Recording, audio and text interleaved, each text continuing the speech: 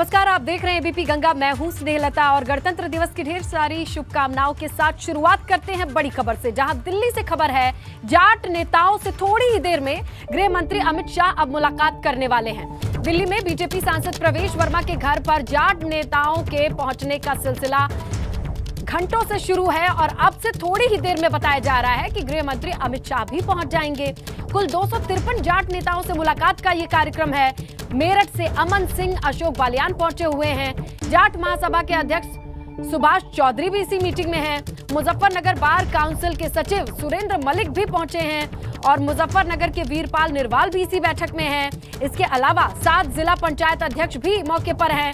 बुलंदशहर से अंतुल तेवतिया भी पहुंचे हैं। इसी बैठक में अमित चौधरी और मेरठ से गौरव चौधरी भी शामिल हुए हैं और अब से थोड़ी ही देर में गृह मंत्री के साथ इनका संवाद होगा, जहां भाईचारा बैठक के नाम से इस बड़ी मौके पर तमाम जाट नेता पहुंच चुके हैं। इसी जगह पर हमारे सहयोगी अविनाश लगातार बने हुए हैं और उनसे अब जानकारी लेते हैं। अविनाश, देखिए अब तो सबके पहुंचने का सिलसिला थम गया होगा, इंतजार है तो सिर्फ गृह मंत्री का। बिल्कुल स्नेहलता, अगर बात करें तो इस वक्त इंतजार किया जा रहा है कि गृह मंत्री अमित शाह कब आएंगे और उनका संबोधन कब होगा। चूंकि अगर बात करें तो गृह मंत्री अमित शाह के जो सुरक्षा कर्मी हैं वो यहां पर आ चुके हैं और सुरक्षा व्यवस्था देख रहे हैं। सुरक्षा व्यवस्था देखने के बाद उनकी तरफ से जैसे ही गृह मंत्री के जो तमाम सारे प्रोटोकॉल हैं उसमें ओके किया जाएगा, उसके बाद गृह मंत्री का आगमन होगा। तो तकरीबन 3:30 से 4:45 बजे के बीच का वक्त बताया जा रहा है कि गृह मंत्री यहाँ पे पहुंचेंगे और जो तमाम सारे पश्चिमी उत्तर प्रदेश के जाट नेता आए हैं उनके साथ वो संवाद करेंगे, बातचीत करेंगे और अपनी बात वहाँ पर रखेंगे। चूंकि बीजेपी के लिए बड़ा सेटबैक है इस वक्त, चूंकि इस तरीके से समाजवादी पार्टी ने आरएलडी के साथ गठबंधन कर लिया और जो समीकरण है उस समीकरण को बीजेपी तोड़ने के लिए लगातार प्रयास कर रही है। क्योंकि पश्चिमी उत्तर प्रदेश में देखिए तो बीजेपी के किसी के साथ गठबंधन नहीं है, बीजेपी अकेले पश्चिमी उत्तर प्रदेश के अंदर है। पूर्वांचल में भले उसका गठबंधन अपना दल और अनुप्रिया पटेल की पार्टी अपना दल और निषाद पार्टी के साथ हो, लेकिन पश्चिमी उत्तर प्रदेश में वो बिल्कुल अकेले है। और जिस तरीके से समीकरण बदले हैं किसान आंदोलन के बाद, उस समीकरण में किस तरीके से बीजेपी को जीत दिलाई जाए, इसके लिए गृह मंत्री अमित शाह लगातार प्रयास कर रहे हैं। और यही कारण है कि आज तमाम जाट नेताओं को यहां पर बुलाया गया है, उनसे अपनी बात कहने के लिए, उनकी कुछ बात सुनने के लिए। और जो केंद्र सरकार ने प्रदेश सरकार में बीते समय में काम किए हैं उन काम को जनता तक कैसे पहुंचाया जाए, इन तमाम सारे मसलों को लेकर के आज गृह मंत्री अमित शाह बात करेंगे। क्योंकि अगर बात करें तो पश्चिमी उत्तर प्रदेश के 3-4 बड़े इशू रहे हैं, उसको रिजॉल्व किया है भारतीय जनता पार्टी ने, या कहिए उसमें राहत प्रदान करने की कोशिश की है। और उसी के मद्देनजर अब गृह मंत्री अमित शाह को और भारतीय जनता पार्टी को ये आस है कि बीजेपी पश्चिमी उत्तर प्रदेश में वही प्रदर्शन दोहराने में कामयाब होगी जो 2017 में उसने विधानसभा के चुनाव में किया था। क्योंकि अगर देखें तो पश्चिमी उत्तर प्रदेश के 4-5 बड़े इशूज रहे हैं, उसको रिजॉल्व करने का प्रयास किया गया है। सबसे बड़ी जो नाराजगी थी केंद्र सरकार से वो इसी बात को लेकर थी कि तीनों नए कृषि कानून जो आए थे और तीनों नए कृषि कानून के आने के बाद किसान आंदोलन का सबसे बड़ा चेहरा बने राकेश टिकैत गाजीपुर बॉर्डर में जिस तरीके से पश्चिमी उत्तर प्रदेश के किसानों के साथ आंदोलनरत थे और गाजीपुर बॉर्डर पे ही आंदोलनरत होने के दौरान ही कई दफे उन्होंने सरकार के खिलाफ बयानबाजी भी की। और 26 जनवरी को पिछले साल जिस तरीके से इंसिडेंट हुआ था, उसके बाद जिस तरीके से गाजीपुर में पुलिस फोर्सेस का डिप्लॉयमेंट किया गया था, तो तमाम सारी चीज़ों को लेकर के पश्चिमी उत्तर प्रदेश के किसानों में नाराजगी थी। लेकिन प्रधानमंत्री नरेंद्र मोदी ने तीनों नए कृषि कानून को खत्म करके ये साफ संदेश दिया कि जो सरकार है वो किसानों के साथ है और किसानों के किसी भी तरीके से अनहित नहीं किया जाएगा। इसके बाद अगर बात करें तो दूसरा सबसे बड़ा मुद्दा था किसानों को, वो ये था कि जिस तरीके से ट्यूबवेल के जो बिल हैं वो काफ़ी ज़्यादा बढ़ गए थे। 2600 से लेकर के 4000 रुपये तक के बिल आ रहे थे, तो इसको आधा करने का काम किया है। उत्तर प्रदेश सरकार ने ये नोटिफिकेशन जारी कर दिया है कि ट्यूबवेल के जो बिल है उसमें 50% की छूट दी जा रही है और इसके साथ साथ जो बिल नहीं जमा हुए उसमें भारी मात्रा में छूट भी दी जा रही है। तो दूसरा इशू ये रिजॉल्व करने की कोशिश की गई है। और तीसरा, जिस तरीके से जो चीनी मिल है, गन्ना मिल है, वहाँ पे जिस तरीके से जो गन्ना किसान है उनके भुगतान में देरी होती थी और जो गन्ना का समर्थन मूल्य है प्रति क्विंटल उसको बढ़ाने का काम बीजेपी ने किया है। तो ये 3-4 काम है जिसको बताया जाएगा कि किसानों के लिए किया गया। इसके साथ साथ जो किसानों को 2000 रुपये दिए जाते हैं हर 3-4 महीने पे, जिस तरीके से प्रधानमंत्री किसान समर्थन जो सम्मान है उसको जो दिया जाता है, तो उसको भी बताया जाएगा कि प्रधानमंत्री की तरफ से किसानों का किस तरीके से हित किया जा रहा है। और भी तमाम तरह जो अनाज दिया जा रहा है, राशन दिया जा रहा है, इसको लेकर के बताया जाएगा। और जो सबसे बड़ा मुद्दा बीजेपी पश्चिमी उत्तर प्रदेश में बनाने जा रही है वो है कानून व्यवस्था।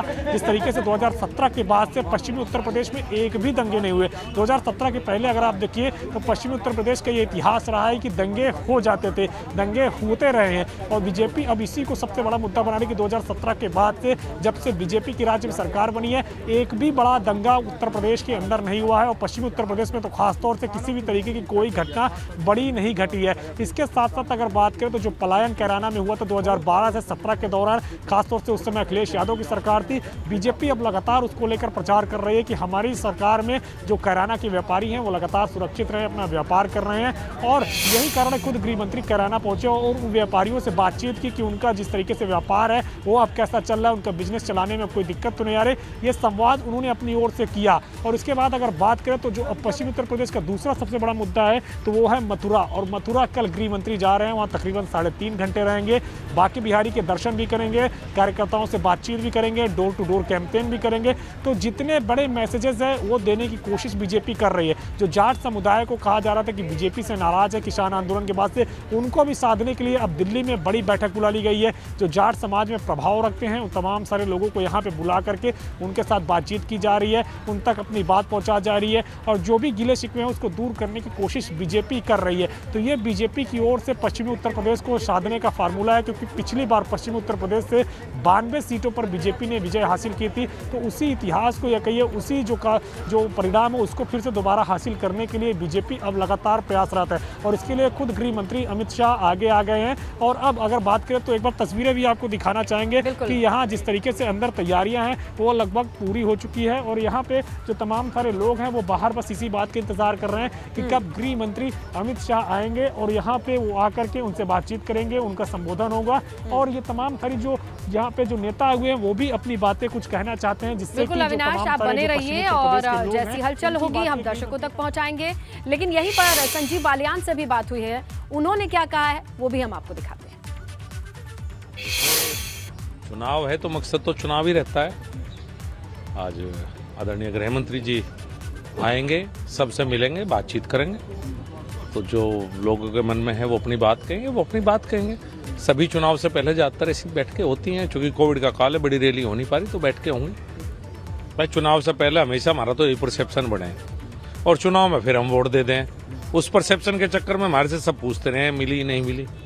तो वोट तो हमेशा ही दी, पिछले 3 चुनाव हो गए, 14 में दी, 17 में दी, 19 में दी है और मुझे उम्मीद है इस बार भी देंगे। क्योंकि हमारे में से कोई भी नहीं चाहता कि अखिलेश यादव मुख्यमंत्री बने, पश्चिम में से कोई नहीं चाहता।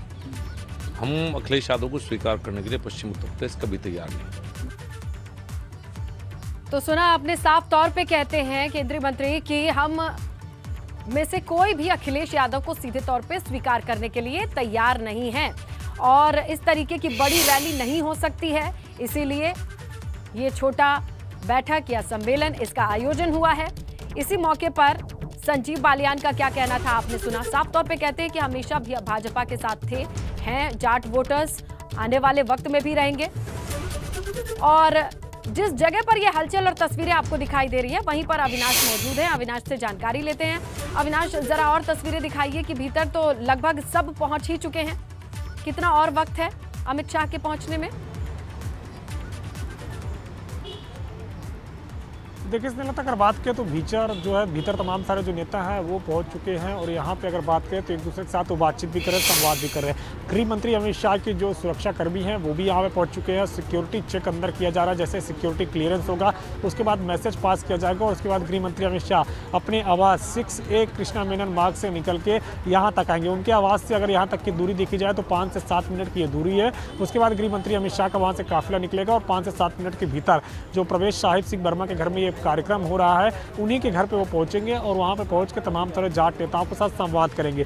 बीजेपी की एक कोशिश है कि पश्चिमी उत्तर प्रदेश में एक बड़ा संदेश दे। जिस तरीके से यहाँ पे जो तमाम तरह जाट समुदाय के लोग हैं उनकी नाराजगी बताई जा रही है, तो उस नाराजगी को दूर करने का प्रयास करे और ये संदेश दे कि वो हर समुदाय के साथ है, हर धर्म के लोगों के साथ है और हर जाति के लोगों के साथ है। यही कोशिश भारतीय जनता पार्टी अपनी ओर से लगातार कर रही है। एक एक जो क्षेत्र है, खासतौर से अगर बात करें उत्तर प्रदेश के अंदर, तो तमाम सारे क्षेत्रों को लेकर के रणनीति बनी है। अभी यहाँ पे जाट समुदाय के साथ जिस तरीके से बातचीत चल रही है, हमें जो जानकारी मिल रही है सूत्रों के अनुसार वो ये है कि आने वाले कुछ दिनों के बाद उत्तर प्रदेश के कि पूर्वांचल में वो ब्राह्मण समुदाय से भी बातचीत करते हुए नजर आएंगे, क्योंकि पूर्वांचल में ये लगातार कहा जा रहा है कि ब्राह्मण समुदाय नाराज है। तो जो समुदाय नाराज है उससे खुद बीजेपी आगे बढ़ के बातचीत करने के लिए तैयार है और ये जानने की कोशिश करेगी कि आखिर उनकी नाराजगी क्यों है। और जो लोग नाराज हैं उनको ये आश्वासन भी दिया जाएगा कि उनकी नाराजगी अगर जायज़ है तो उन नाराजगियों को दूर करने का प्रयास किया जाएगा। जैसे यहाँ पे तमाम तरह किसान नेताओं को बुलाया गया है, तो उनसे ये जानने की कोशिश की जाएगी कि वो आखिर किस बात को सबसे बड़ा मुद्दा मानते हैं नाराजगी का।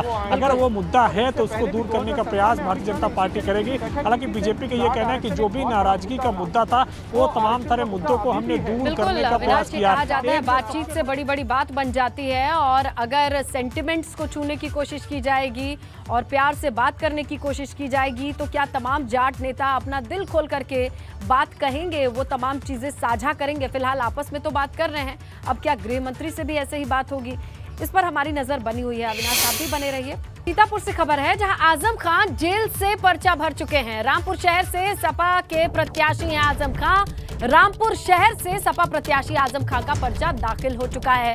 कांग्रेस के नवाब काजिम अली और भाजपा के आकाश सक्सेना से उनका मुकाबला होना है, और अब जेल से ही उन्होंने पर्चा भर दिया है, यानी दाखिल कर दिया है।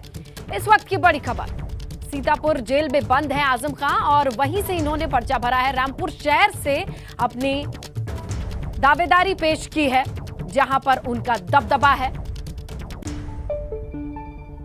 सीजीएम फर्स्ट रामपुर के द्वारा आदेश जारी हुआ था कि इनको जेल में रिटर्निंग ऑफिसर को भेज के वहाँ पर सारी औपचारिकताएं पूर्ण कर उनका पर्चा दाखिल कराया जाए। सारी औपचारिकता पूर्ण करने के उपरांत उनको उनका पर्चा दाखिल करवा दिया गया है। तो देखिए, आजम खान एक ऐसी सीट जिस पर निगाहें टिकी हुई हैं, और अब जब जेल में पर्चा भर चुके हैं आजम। रामपुर से चुनाव लड़ रहे सपा प्रत्याशी आजम खान का पर्चा सीतापुर जिला कारागार में भरवाया गया है। एसीजीएम कोर्ट के आदेश के बाद सीतापुर जिला कारागार में रिटर्निंग ऑफिसर और उनके प्रस्तावक यहां पहुंचे। उसके बाद यहां उनके नामांकन की कार्रवाई पूरी की गई और यहां से नामांकन पत्र भरे जाने के बाद उसे रिटर्निंग ऑफिसर के पास आज ही भेजा गया है। आपको बता दें कि पिछले 2 साल से सीतापुर जिला कारागार में आजम खान बंद हैं और अब बहुत सारी ऐसे हालात बन चुके हैं कि आजम खान जेल में ही बंद रहते चुनाव लड़ेंगे। सीतापुर से एबीपी गंगा के लिए पंकज सिंह गौर। तो यहां पर सीतापुर जेल से ही आजम खान के पर्चा भरने की खबर आ रही है। रिटर्निंग ऑफिसर की मौजूदगी में तमाम वो जो फॉर्मेलिटीज होती हैं वो पूरी की जा चुकी हैं, और यहीं से पर्चा भरने के बाद प्रत्याशी हैं सपा के रामपुर शहर से आजम खान। ये प्रक्रिया भी पूरी होने की खबर मिल रही है। जेल के भीतर ही वो तमाम औपचारिकताएं जो जरूरी हैं पर्चा भरने की, रिटर्निंग ऑफिसर की मौजूदगी में वो पूरी की जा चुकी हैं, और ऐसे में आजम खान ने पर्चा भर दिया है। रामपुर शहर से उनकी दावेदारी सपा की ओर से पेश की जा रही है और इसकी औपचारिकताएं पूरी। बड़ी खबर लखनऊ से मिल रही है, जहां डिप्टी सीएम दिनेश शर्मा का चुनाव लड़ना मुश्किल बताया जा रहा है। इसके साथ ही भाजपा प्रदेश अध्यक्ष स्वतंत्र देव सिंह भी चुनाव नहीं लड़े, ये मुमकिन लग रहा है, क्योंकि सूत्रों के हवाले से खबर ये मिल रही है, केंद्रीय चुनाव समिति की बैठक में ये चर्चा हुई है कि दोनों ही नेता 300 पार के लक्ष्य के लिए प्रचार प्रसार पर फोकस करेंगे।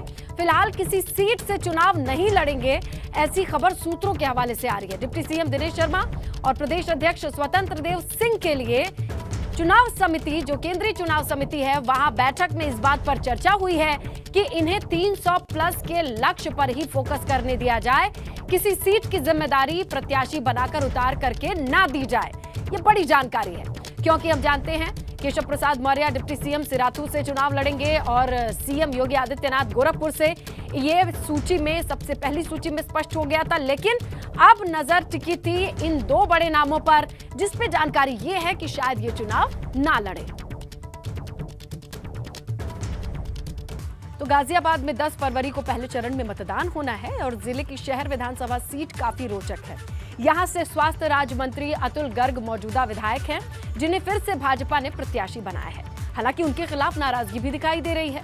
विधानसभा के लोगों के साथ ही पार्टी के कार्यकर्ता भी नाराज बताए जा रहे हैं। इतना ही नहीं, लोगों ने अतुल गर्ग के खिलाफ पर्चे भी बांटे हैं। विरोध का ये वो लेटर है जो आप देख रहे हैं। वहीं एबीपी गंगा संवाददाता शक्ति सिंह ने भाजपा प्रत्याशी अरुण गर्ग से खास बातचीत की है। उन्होंने इस विरोध पर क्या कहा वो भी सुनिए। गाजियाबाद की शहर सीट से प्रत्याशी हैं अतुल गर्ग, मंत्री भी हैं, स्वास्थ्य राज्य मंत्री रहे हैं। मंत्री जी, डोर टू डोर कार्यक्रम चल रहा है, कैसा चल रहा है? देखिए, कार्यक्रम इतना शानदार चल रहा है कि जहां जाते हैं जनता खुद ही योगी जी के नाम पर, मोदी जी के नाम पर भारतीय जनता पार्टी को वोट देना चाहती है। लोगों में अति उत्साह है और जनता ही इस समय जनता के बीच प्रचार कर रही है। अतुल जी, एक सवाल और है आपसे। आपने ये योगी मोदी जी का नाम लिया है, आपके नाम के पर्चे बांटे गए हैं। योगी मोदी से बैर नहीं और अतुल गर्ग तेरी खैर नहीं, ऐसी क्या नाराजगी है? अब देखो, किसी को पद ना मिले, कद ना मिले, और कुछ आत्माएं ऐसी होती हैं, हर जन्म में हुई हैं, ठीक है, हर युग में हुई है। कृष्ण जी के ज़माने में भी उनका विरोध हुआ है, राम के ज़माने में उनका विरोध हुआ है, अटल बिहारी वाजपेयी का भी यहाँ विरोध हुआ है। तो ऐसा कोई है कि विरोधी ख़त्म हो जाएंगे संसार में से? तो उनको अपना काम करना आना चाहिए, बल्कि उन्हें अपने गलती तो उन्होंने ये करी कि पॉम्फलेट पे अपना नाम क्यों नहीं लिखा। जिसने भी ऐसे पर्चे बांटे उन्हें अपना नाम भी लिखना चाहिए।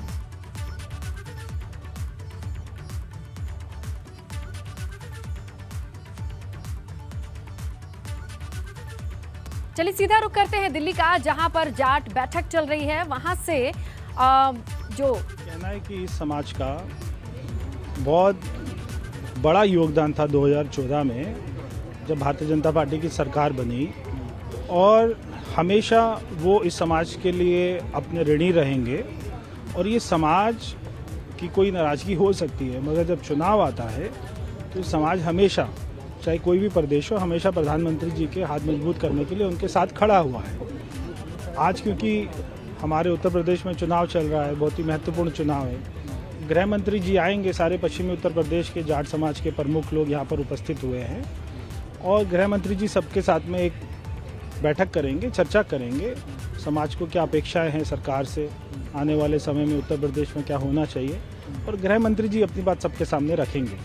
तो सब समाज पूर्ण रूप से उनके साथ खड़ा है। कोई भी नाराज़गी होती है वो एक अलग बात है। सबसे बड़ा लक्ष्य ये है कि समाज एक हमेशा राष्ट्रभक्त समाज रहा है, देशभक्त समाज रहा है, और जो राष्ट्रभक्त सरकार है, जो राष्ट्र को मजबूत करने वाली सरकार है, उसके साथ हमेशा खड़ा रहेगा।